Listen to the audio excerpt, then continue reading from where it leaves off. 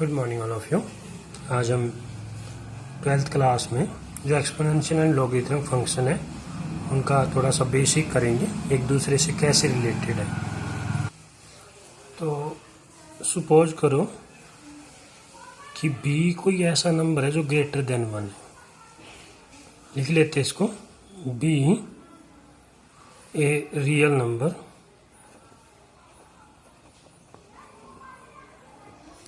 b कोई एक real number है, ग्रेटर देन 1 है वो।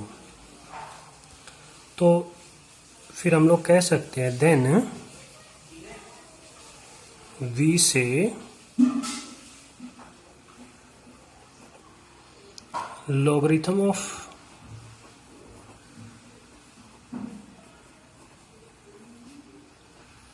of a to base b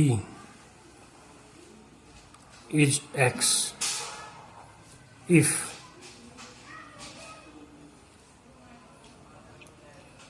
b is power x is equal to a हो। देखो ध्यान से समझना कि b क्या है, हमारा जो बेस है ना, यहाँ बेस लिया ना, बेस b ग्रेटर देन 1 है। तो वो कहता है लॉगरिथम ऑफ a, माना इसको देखो कैसे लिखेंगे, इसको इस तरह से लिखे लॉगरिथम ऑफ a माना a का लॉगरिथम टू बेस b, इसका बेस क्या होगा, b होगा। वो कहता है x होगा ये, वो इस बात को रिप्रेजेंट कर रहा है माना, ठीक है ना। लेकिन कब कहते हैं, जब ऐसा होगा, if b raise power x is equal to a होगा। माना ऐसे लॉगरिथम फंक्शन को एक्सपोनेंशियल फंक्शन में हम लोग चेंज कर सकते हैं। इसको देखो, जैसे मान लीजिए हम एक एग्जांपल से समझते हैं। जैसे सपोज करो अपने पास है, जैसे 8 होता है, 8 को क्या लिख सकते हैं, 3 की पावर 2 की पावर 3 इज इक्वल टू 8। अगर हम लोग इसको लॉगरिथमिक में लिखें तो हम लोग इसको इस तरह से लिख सकते हैं लॉग, अब देखो इसमें बेस क्या है, 2 है और 8, तो क्या आएगा, 3 आएगा। माने देखो इसके अनुसार देखते हैं ना हम लोग, b raise power x is equal to a है, तो ये b हो गया, ये x हो गया, ये a हो गया। तो देखो log बेस तो 2 ही रहेगा, ये a आ गया यहाँ, और ये आपका a हो गया। तो माना इसको लॉगरिथम में चेंज कर सकते हैं, लॉगरिथम को एक्सपोनेंशियल में चेंज कर सकते हैं, इस तरह से हम लोग। माना इसका मीनिंग क्या है, इसका मीनिंग है कि हम 2 की कितनी पावर लें कि 8 आ जाए, हम 2 की कितनी पावर लें कि 8 आ जाए, उसको बोलते हैं लॉगरिथमिक फंक्शन। देखो ये वही आ जाएगा, ठीक है ना। इसको इस तरह से लिखा जा सकता है। अब जैसे और एग्जांपल लेते हैं। सपोज करो अपने पास 10 रेज़ पावर 4 क्या होता है, 10,000 हो गया, 40 आ जाएगी। अगर इसको हमें लॉगरिथमिक में लिखना है तो इसको लिखेंगे लॉग, अब देखो बेस क्या है 10 और क्या है 10,000, तो इज इक्वल टू 4। इसका वही मीनिंग हुआ ना कि 10 की कितनी पावर लें कि 10,000 आ जाए, तो वो आंसर 4 है, ठीक है ना। ये लॉगरिथमिक में है, ये एक्सपोनेंशियल में, बस इतना सा चेंज होता है। कोई जरूरी नहीं है कि बेस एक ही होगा, बेस चेंज भी कर सकते हैं। जैसे सपोज करो हमारे पास 625 है, तो इसको तो ऐसे भी लिखा जा सकता है। अगर इसको लॉगरिथमिक में चेंज करें तो इसको ऐसे लिखेंगे लॉग, अब बेस क्या है 5 की कितनी पावर करें कि 625 आ जाए, तो वो क्या होगा, वो 4 होगा। लेकिन जरूरी थोड़ी ना 625 को ऐसे ही लिखेंगे, 625 को हम लोग ऐसे भी लिख सकते हैं 25 का स्क्वायर। तो देखो अब इसका बेस चेंज हो जाएगा, लॉग अब बेस क्या हो गया 25 की कितनी पावर लिखे कि 625 आ जाए, तो आंसर 2 आ जाएगा। बेस चेंज होने से देखो वैल्यू, आंसर भी, रिजल्ट भी चेंज हो जाता है। और दूसरी बात, जिन जिन में बेस 10 है, माना बी जहां भी 10 होगा उसको हम लोग बोल देंगे कॉमन लॉगरिथम अगर बेस 10 हो। अगर बेस हो जाए आपका b is equal to e, base अगर ई हो जाए उसको बोलते हैं हम लोग नेचुरल लॉगरिथम।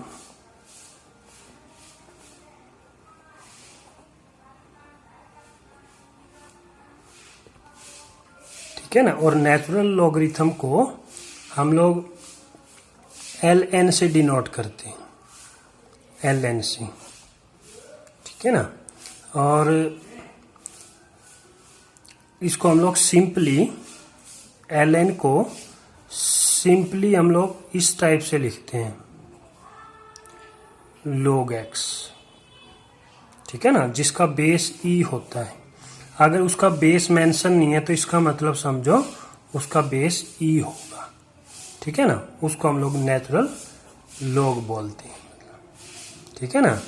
इसको माना ऐसे भी, जैसे इसको इस तरह से डिनोट करते हैं जिसका बेस e होगा, तो इसको इस टाइप से भी लिख सकते हैं, माना ln ऑफ x ऐसे। ठीक है ना, ये l है, ln ऐसे लिख लो, चाहे ln ऑफ x ऐसे डिनोट करते हैं हम लोग इसको। तो देखो फिर इस लॉगरिथमिक की कुछ प्रॉपर्टीज है, दो प्रॉपर्टीज है, दो मेन इंपॉर्टेंट है, टू मेन प्रॉपर्टी।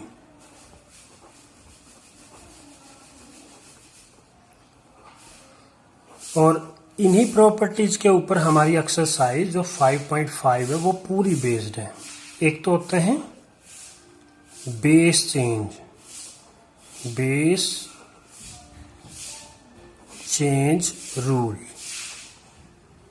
जैसे बेस चेंज का किया ना हमने, जैसे मान लीजिए इसमें भी था, पहले बेस क्या था 5 था, फिर हमने क्या किया 25 है। तो ऐसे ही अगर हमें अदर बेसिस चेंज करने हो तो देखो उनके लिए फिर हम लोग इस रूल को पढ़ेंगे।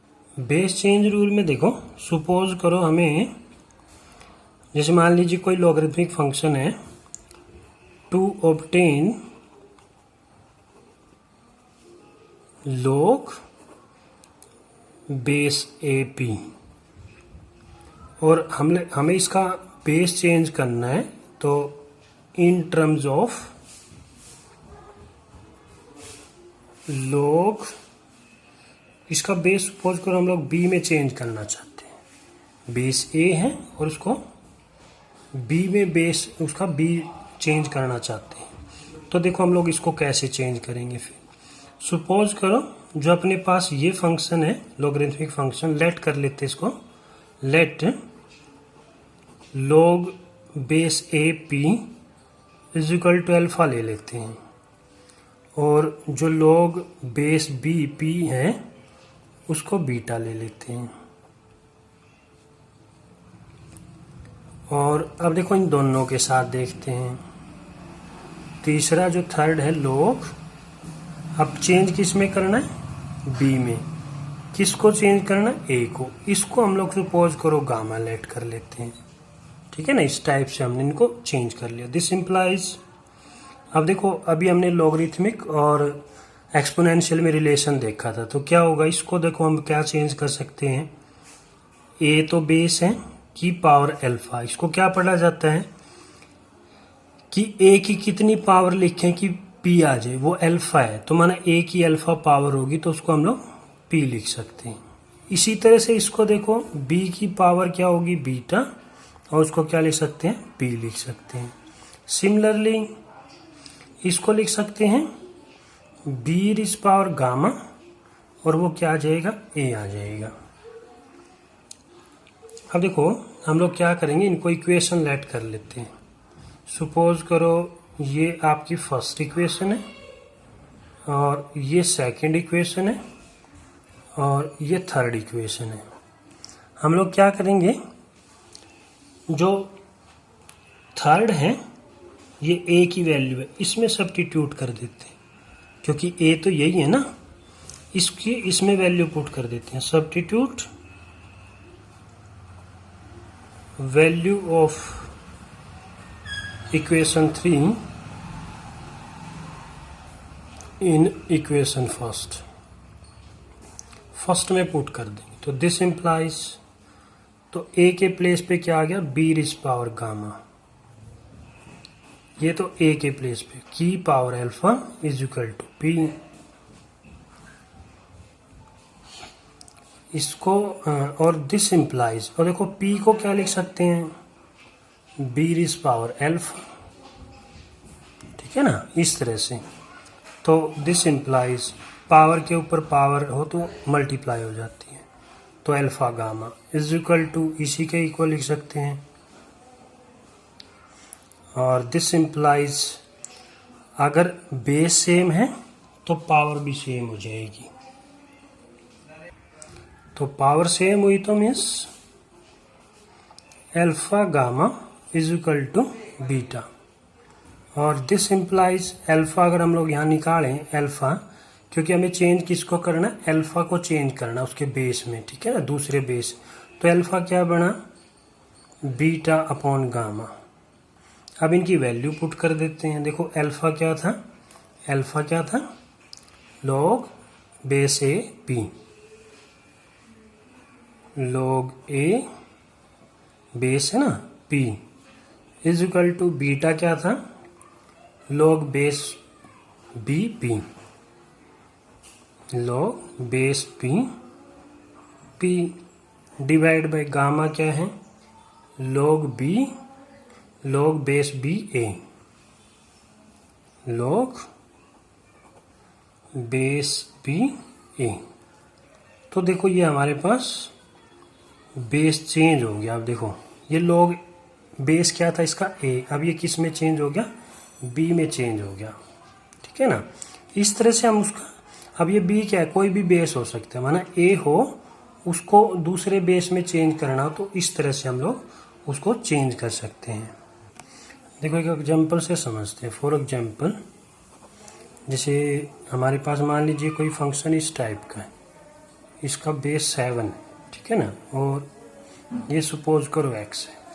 अगर हम इसको ई वाले बेस में चेंज, किसी में भी चेंज कर सकते हैं, ई बेस में चेंज करना है, तो देखो इसके अनुसार तो क्या होगा, log ई फिर क्या है p, p का मतलब क्या है x आ जाएगा, अपॉन फिर क्या हो जाएगा, log बेस तो वही ई होगा ना, log ई, और ये a क्या था, जो इसका बेस था माना 7। माना इसको इस टाइप से भी लिख सकते हैं, क्योंकि जो नेचुरल log होता है उसमें वो लोग अगर मेंशन नहीं करते हैं तो माना उसको ई ही समझा जाता है। तो हम लोग इसको इस तरह से चेंज कर सकते हैं, इसका कोई भी बेस हम चेंज कर सकते हैं, माना इसको इस टाइप से लिख सकते हैं। ये कहाँ काम होगा, जहाँ हमें डिफ्रेंशिएट करना होगा, और क्योंकि हम तो नेचुरल लॉग को तो डिफ्रेंशिएट करना सीख चुके हैं कि भाई जैसे log x होता है ना, इसका जो डेरिवेटिव हम लोग करते हैं log x का, वो क्या होता है 1/x होता है। लेकिन ये इसका बेस क्या होता है, e होता है। जब कोई और दूसरा बेस होगा तब ऐसे थोड़ी डिफ्रेंशिएट कर सकते हैं। ये सिर्फ log बेस e के लिए, जो हमारी पूरी एक्सरसाइज 5.4 थी, उन सभी में हम लोग log e की ही को ही डिफ्रेंशिएट करते हैं। अब देखो सेकंड रूल देखते हैं फिर हम लोग। ये तो हमने किया, बेस चेंज रूल किया है। अब देखो ऐसे रूल जिनका डिवीजन पर और मल्टीप्लिकेशन पे इफेक्ट पड़ता है। देखो फर्स्ट है जो सेकंड रूल का, फर्स्ट मल्टीप्लिकेशन पे जिसका इफेक्ट पड़ता है। सपोज करो हमारे पास कोई लॉगरिथमिक फंक्शन है जिसका बेस b है और ये p के ऊपर, तो इसको हम लोग कोई अल्फा लेट कर लेते हैं। ये प्रोडक्ट में है ना p क्यू, माना प्रोडक्ट पे इफेक्ट पड़ता है, माना मल्टीप्लिकेशन पे। तो इसको देखो हम लोग क्या लिख सकते हैं फिर एक्सपोनेंशियल फॉर्म में, तो b raise power alpha is equal to क्या आएगा, p क्यू आएगा, ठीक है ना। और इफ log बेस b, और यहाँ ले लेते हैं p, उसको बीटा ले लेते हैं, एंड log बेस b, उसको ये p ये क्यू ले लेते हैं, तो ये अल्फा बीटा गामा इस टाइप से ले लिया हमने, ठीक है ना। तो इसको देखो फिर दिस इम्प्लाइज, इसको क्या लिख सकते हैं, b raise power alpha is equal to p, and इसको क्या लिख सकते हैं, b raise power gamma is equal to q.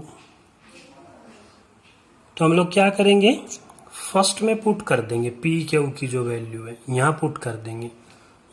इसको फर्स्ट कर लेते हैं, इन दोनों वैल्यू को फर्स्ट में सब्स्टिट्यूट इन फर्स्ट। देखो फर्स्ट में b raise power alpha is equal to p के प्लेस पे पी की पावर बीटा इंटू में बी की पावर गामा। इसको क्या लिख सकते हैं, सेम बेस है तो पावर क्या होगी, ऐड हो जाएगी। तो देखो बेस सेम है ना इनके, तो पावर सेम हो जाएगी, means alpha is equal to beta plus में गामा। अब देखो अल्फा क्या था हमारे पास, ये फंक्शन था log base B p q is equal to beta क्या था, log base p b P,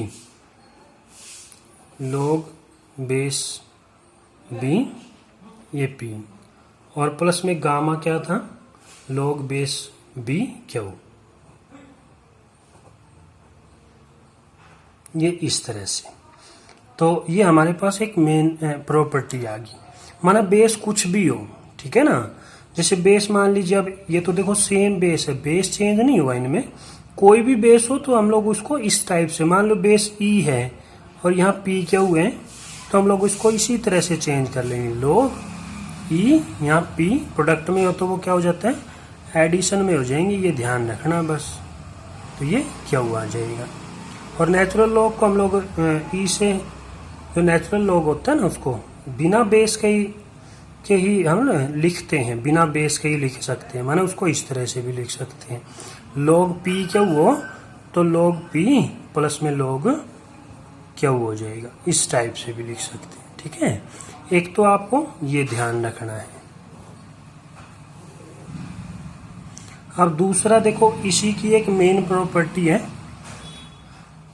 अगर if P is equal to क्या हो जाए, P इज इक्वल टू क्या हो जाए, तो देखो यहाँ क्या होगा, log P इंटू पी, तो P स्क्वायर या Q इंटू क्यू, एक ही बात है, P स्क्वायर कर लेते हैं सपोज करो, क्योंकि Q क्या हो गया, P हो गया, तो ये क्या हो जाएगा log P, ये भी क्या हो जाएगा log P, log P जोड़ा तो log 2 log P हो गया ना, ऐड हो गए मतलब। तो इसका मतलब देखो इससे भी क्या हो रहा है, अगर हम लोग इसमें जनरलाइज करें इस प्रॉपर्टी को, तो उसको हम लोग इस तरह से जनरलाइज कर सकते हैं कि अगर इस टाइप से हो कोई, जैसे ये है, अगर किसी की पावर में ऐसे हो तो उसको पावर आगे लिखी जा सकती है और log m, इस टाइप से हम लोग उस प्रॉपर्टी को लिख सकते हैं, ठीक है। ये इसी का ही पार्ट है माना, तो एक आपको ये ध्यान रखनी है। अब ये तो था मल्टीप्लिकेशन पे, अब देखो प्रोडक्ट पे क्या असर पड़ेगा, डिवीजन पे या वो जो तीसरा है उस पे क्या इफेक्ट होगा। अब देखो सेकंड रूल की प्रॉपर्टी एक और, फिर डिवीजन पे क्या इफेक्ट पड़ता है, तो हम लोग लेट कर लेते हैं, लेट log बेस b, अब डिवीजन है तो p बाई क्यू लिख लेंगे हम लोग, और उसको अल्फा ले लेते हैं, तो इनमें भी वही उसी टाइप से लिख लेंगे, दिस इम्प्लाइज, तो बेस b है तो b raise power alpha is equal to p by Q लिख लेंगे, और if log base b p is equal to beta है, and log base b gamma is equal to, sorry Q है तो वो ले लेते गामा, इस टाइप से। तो देखो फिर हम लोग क्या लिखेंगे, इनको कैसे लिख सकते हैं लॉगरिथमिक को एक्सपोनेंशियल में, b raise power beta is equal to p and b raise power gamma is equal to q. इसको सपोज करो ये आपका ये फर्स्ट इक्वेशन है, इसमें सब्स्टिट्यूट कर देंगे, तो सब्स्टिट्यूट इन फर्स्ट में सब्स्टिट्यूट करेंगे, b raise power alpha is equal to p के प्लेस पे देखो b raise power beta upon b raise power gamma. देखो बेस सेम है तो पावर सब्ट्रैक्ट हो जाएगी, तो बीटा माइनस में गामा। अब इन दोनों के बेस सेम है तो पावर सेम हो जाएगी। This implies alpha is equal to beta minus में गामा। तो अल्फा को हमने क्या था, ओरिजिनली जो फंक्शन था log base B p by q is equal to log base b, तो ये क्या लिखा p, और इसको क्या लिख सकते हैं log बेस बी क्यू। माना क्या हुआ, अगर डिवीजन में है तो उनके बीच में माइनस आ जाता है। अगर नेचुरल लॉगरिथम में लिखें, अगर सपोज करो इस टाइप से हो तो उसको हम लोग जनरली इस तरह से लिख सकते हैं log p minus log q। ठीक है ना, एक प्रॉपर्टी आपको ये याद रखनी है लॉगरिथम की, इन्हीं का पूरी एक्सरसाइज में यूज होगा।